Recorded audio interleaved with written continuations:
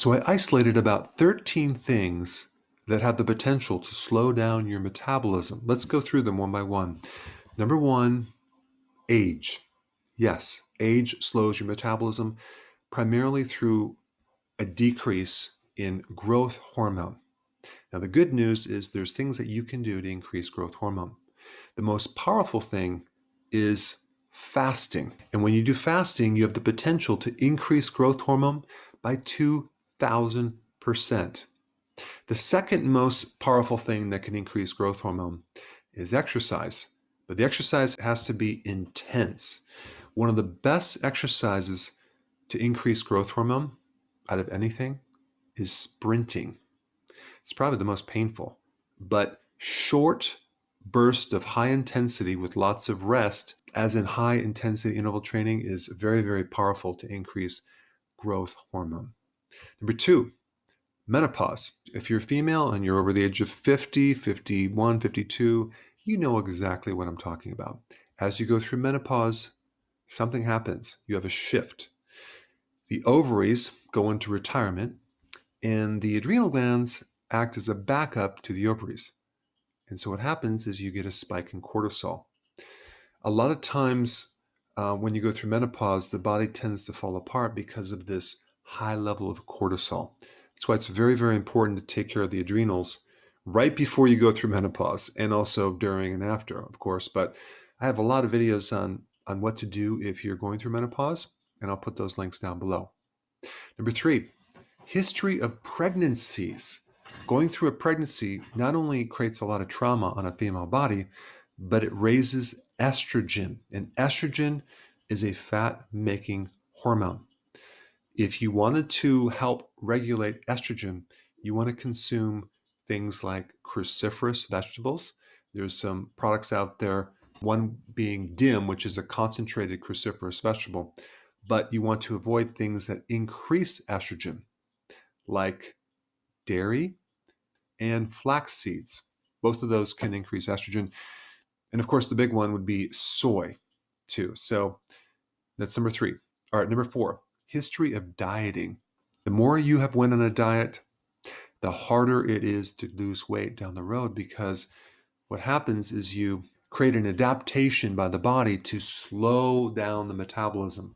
So dieting incorrectly, especially when you're cutting calories and you're keeping your carbs high, very, very bad. So keeping your calories filled with nutrients, just eating less frequently, intermittent fasting, not cutting calories though. That's not the best way to do it. So just so you know, just to prevent the slowdown of metabolism, you want to keep your nutrients very, very high and not eat frequently. And definitely do not go on a low fat diet, because you need that fat to support the endocrine system. Number five, a history of doing high carb diets. What happens is you start generating something called insulin resistance. And when you have insulin resistance, you have a high level of insulin, which is a thing that's going to completely block down your ability to lose weight. To fix insulin resistance and lower insulin, you just need to watch my videos. I have hundreds of videos on this one topic. I'll put some links down below. Number six, chronic stress. You can look at stress as consuming sugar. And that's really what it is, because it turns things in your body to glucose. Yeah. So stress is like eating sugar. And I have a lot of videos on what to do if you're going through a lot of chronic stress and how to reverse that. All right, number seven, hypothyroidism. 90% of all hypothyroidism is Hashimoto's. That relates to the immune system. It's not really a thyroid problem. It's an immune system that's usually caused by some problem in your gut. So if you have Hashimoto's, you should definitely be on a probiotic. You should be taking selenium, which is a very powerful antioxidant. You should also be taking vitamin D to drop the inflammation. The other versions of hypothyroidism involve having a problem with too much estrogen, because as you increase estrogen, you shut the thyroid down. Also, 80% of the thyroid hormone T4 gets converted to T3, the active form, through the liver with the help of bile. So if you don't have a gallbladder, if you have a fatty liver where you're not making enough bile, you need to start taking bile salts. That will help you convert T4 to T3. All right, number 8, a fatty liver. I just mentioned the liver helping you convert T4 to T3, but a fatty liver can definitely slow down the ability to lose weight from many different angles. Because if that liver is fatty, you're not going to have the ability to regulate certain levels of cortisol, estrogen, insulin, and growth hormones. So a fatty liver can definitely keep you stuck. I recommend choline as well as getting on healthy keto and doing fasting because you can reverse a fatty liver. Number 9, obesity. The problem with that is the more fat you have, the more estrogen you're going to make. And estrogen can keep you fat. So over time, as you lose more fat, it's going to be easier to lose weight because you don't have that estrogen that's countering your ability to lose weight. There are 3 hormones: cortisol, estrogen, and insulin, that have the ability to block the 7 fat burning hormones. Okay. So it's very important that we focus on those. Number 10, snacking. Frequent eating is the biggest killer to your metabolism because every time you eat, you stimulate insulin. These people that are going on a diet and they're having these small, frequent meals, oh, they're going to have a heck of a time with their metabolism.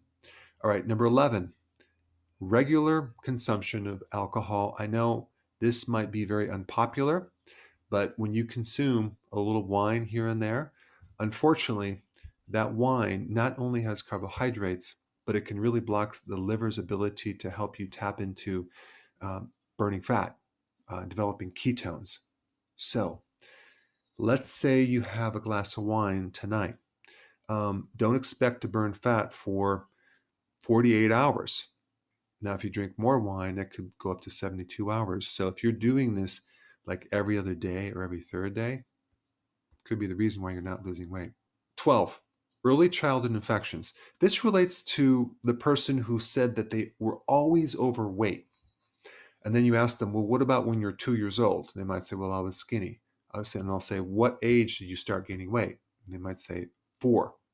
What happened just before that? Well, a lot of times they'll say they had an infection, a sinus infection, asthma, or some type of problem that involved taking a drug, a steroid, an antibiotic, or an inhaler, or some type of medication that somehow influenced your metabolism, and they started getting fat ever since that.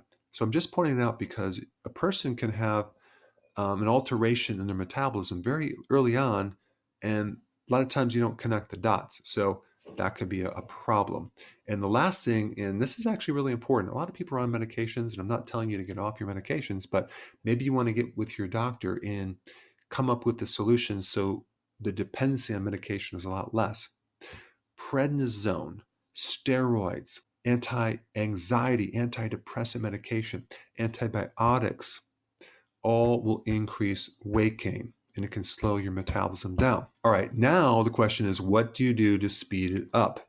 For that, check out this video right here.